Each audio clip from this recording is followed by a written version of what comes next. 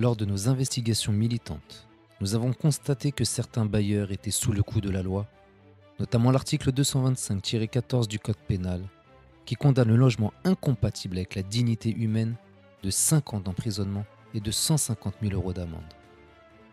À titre d'exemple non exhaustif, l'OJIREP, dans le parc locatif, présente de nombreux éléments pouvant mettre en danger la vie de nos concitoyens, comme ces excréments qui remontaient chez les locataires et débordaient dans tous leurs appartements, comme également la ville de Sevran, dont la partie du plafond d'un appartement s'est effondrée, et d'autres bailleurs chez lesquels les moisissures pourrissent la vie de certaines familles sevranaises. Le maire Stéphane Blanchet avait-il la possibilité de protéger ces familles de ces situations d'urgence sanitaire ? La réponse est oui, sans aucun doute possible. Pourquoi ? Pour plusieurs raisons. Premièrement, le maire aurait pu entamer les procédures, l'amenant à faire les travaux nécessaires à la sécurité de ses administrés et ensuite envoyer la facture aux bailleurs concernés comme le prévoit la loi. Deuxièmement, il aurait pu déposer plainte contre les bailleurs transgressant le droit afin que la justice puisse faire appliquer la loi et ainsi améliorer le cadre de vie des Sevranaises et des Sevranais. Il aurait pu en cela mettre le service juridique de la ville à la disposition de ces mesures judiciaires.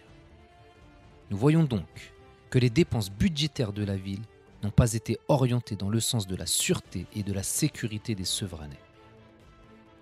Beaucoup de nos concitoyens sevranais ignorent que tous les préjudices qu'ils subissent doivent nécessairement être réparés.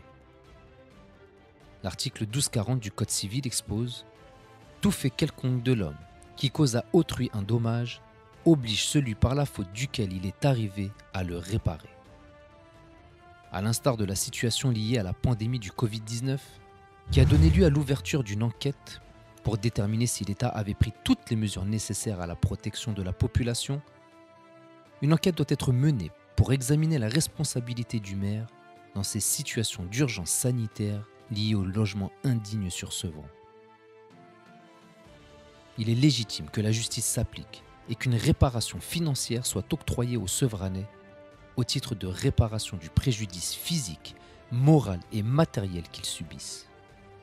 Nous avons donc décidé de revêtir notre casquette de militants des droits humains à travers notre collectif associatif Libres et égaux en droit afin d'entamer un group action, procédure judiciaire de groupe qui permet à des personnes victimes de faits similaires en matière de discrimination de saisir conjointement la justice en vue de son application et d'une réparation.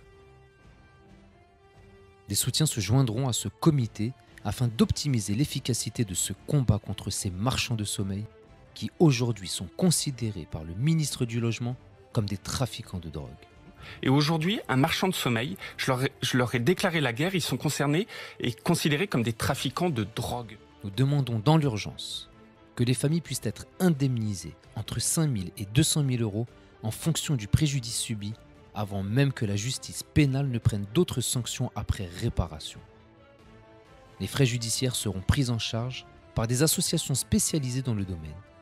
Les familles n'auront qu'à manifester leur volonté de justice au service de l'égalité.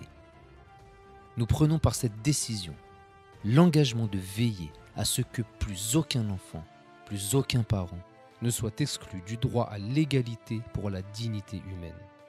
Pour tous les Sevranais qui souhaitent être accompagnés ou nous soutenir dans ce combat, n'hésitez pas à prendre contact avec nous à l'adresse mail suivante. À très bientôt.